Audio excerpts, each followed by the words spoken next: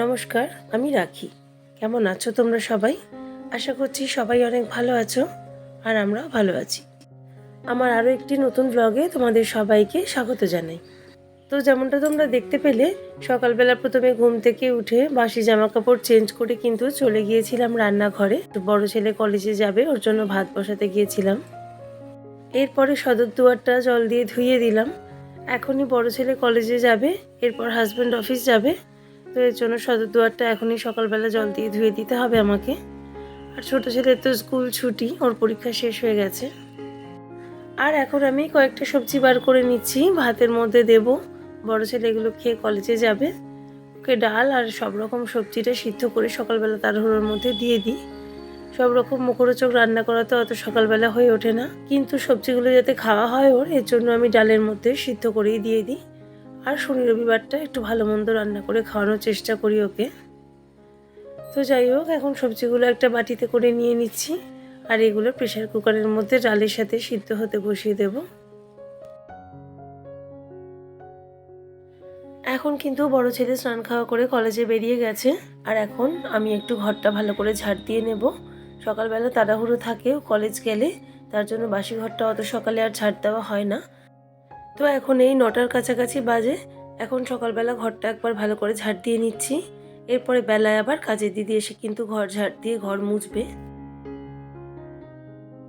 তোমাদেরকে তো আগের ব্লগে বলেছিলাম যে আমাদের দেওঘরে ঠাকুর বাড়ি যাওয়ার টিকিট কাটা রয়েছে।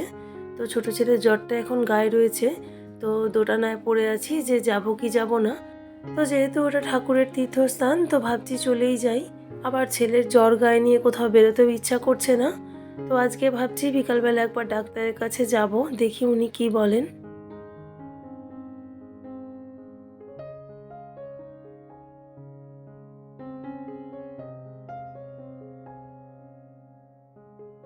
তো ঘরগুলো ভালো করে ঝাড় দিয়ে নিয়েছি। এবারে ফিল্টারে একটু জল ঢেলে দিচ্ছি। এই কাজটা আমি বেশিরভাগ দিন রাত্রেই করে থাকি। তো গতকাল রাতে আর ফিল্টারে জল ঢালাটা হয়নি, তাই এখনই করে নিচ্ছি। আসলে বাড়িতে বাচ্চাদের শরীর ভালো না থাকলে সংসারের কাজগুলোও কিন্তু সেইভাবে গুছিয়ে করা হয়ে ওঠে না। অসুস্থ বাচ্চাদের দিকেও খেয়াল রাখতে হয়। আর সবচেয়ে বড় কথা, বাচ্চাদের শরীর খারাপ থাকলে কিন্তু বাবা মায়েদের মনও একেবারেই ভালো থাকে না। তাই প্রতিদিনের মতো যেভাবে প্ল্যান করে অর্গানাইজ করে কাজগুলো করা হয়, তাই কদিন সেভাবে করা হয়ে উঠছে না।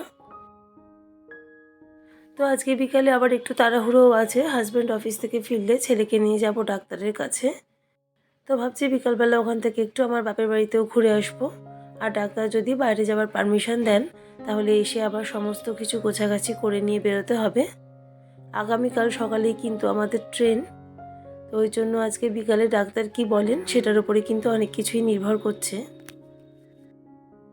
এই মুহূর্তে তোমরা যারা আমার ব্লগটি দেখছো, যদি আমার ব্লগে কিছু ভালো লেগে থাকে প্লিজ একটি লাইক কমেন্টের মাধ্যমে জানিও। আর তোমরা চাইলে আমার চ্যানেলটাকে সাবস্ক্রাইব করে আমার পাশেও থাকতে পারো। তো বন্ধুরা, এখন বাজে 10:30 মতো। ছোটো ছেলে তো এখন ঘুম থেকে উঠে গেছে, আর সকালবেলা ব্রেকফাস্ট খাওয়াও হয়ে গেছে ওর। আর এখন আমি বিছনার চাদরটা একটু পরিয়ে নিচ্ছি। এই বিছনার চাদরটা কিন্তু আমাকে দুদিন ছাড়া ছাড়াই চেঞ্জ করতে হয়, কারণ এইখানে ছোটো ছেলে সারাক্ষণ থাকে, এখানে খাওয়া দাওয়া করে, টিভি দেখে, খেলাধুলো করে। তো এই বিছনাটা স্বভাবতই খুব বেশি নোংরা হয়ে যায়। আর আমার বেডরুমে যে বিছনা দুটো আছে, ওই দুটো অত তাড়াতাড়ি নোংরা হয় না। তাও ওই দুটো সপ্তাহে একবার কি 2 সপ্তাহে একবার আমি চাদরটা চেঞ্জ করে দিই নোংরা হয়ে গেলে। আর এই ঘরের বিছনার চাদরটা কিন্তু আমাকে রেগুলার 3-4 দিন বা 1 সপ্তাহ পর পরই নিয়ম করে তুলতে হয়। আর এখন আমি ছোট ছেলের গায়ের জ্বরটা একটু মেপে নিচ্ছি। এই দেখো, এখন কিন্তু জ্বর একেবারেই নেই, টেম্পারেচার একেবারে নর্মাল দেখাচ্ছে। তো দেখা যাক আজকে বিকালে ডাক্তারের কাছে নিয়ে যাই, উনি কি বলেন। গায়ে জ্বর থাকলে কি হবে, দুষ্টুমি কিন্তু সে করেই যাচ্ছে। আর এখন পরীক্ষা শেষ, এখন দুষ্টুমির পরিমাণ অনেকটাই বেড়ে গেছে। সারাদিন খেলা আর খেলা নিয়েই পড়ে আছে। আর আজকে আমাকে রান্নাটা একেবারেই করতে হয়নি, ওই সকালে বড় ছেলের মতন একটু সেদ্ধ ভাত করে যা দিয়েছিলাম, তারপরে একটু বেলার দিকে কিন্তু মা রান্না করে আমাকে পাঠিয়ে দিয়েছে। এমনিতে মা আমাকে সপ্তাহে 1-2 দিন রান্না করে রেগুলার পাঠাই। আর যখন ছেলেদের শরীর টরীর খারাপ হয় তখনও কিন্তু মা রান্না করে পাঠায়। একমাত্র মা বলেই যেটা সম্ভব যে নিজের বয়স্ক শরীর নিয়েও কিন্তু হাজার একটা রোগ নিয়েও আমাকে রান্না করে পাঠায়, কেননা আমার যাতে কোনো রকম কষ্ট না হয়। তা আমি মাকে বলি যে কোথায়, আমি এখন তোমাকে রান্না করে পাঠাবো, তোমার বয়স হয়েছে, তা না তুমি আমাকে রান্না করে পাঠাও। তো আর কি বলবো, মা তো কথা শুনতেই চায় না। তো পৃথিবীর সমস্ত মায়েরাই কিন্তু এরকমই হয়। এখন আমি নিজে মা হয়েছি, তাই ব্যাপারটা ভালো করে উপলব্ধি করতে পারছি। সন্তানের দুঃখ কষ্ট, সন্তানের একটু এদিক থেকে ওদিক হলে কিন্তু সব থেকে এফেক্ট মায়ের ওপরেই পড়ে। তাই জন্যই কিন্তু মায়ের ওপরে পৃথিবীতে আর কিছু নেই। মায়ের ওপরে কিন্তু আর কেউ ভালোবাসতেও পারবে না। মায়ের ভালোবাসাই কিন্তু সর্বশ্রেষ্ঠ।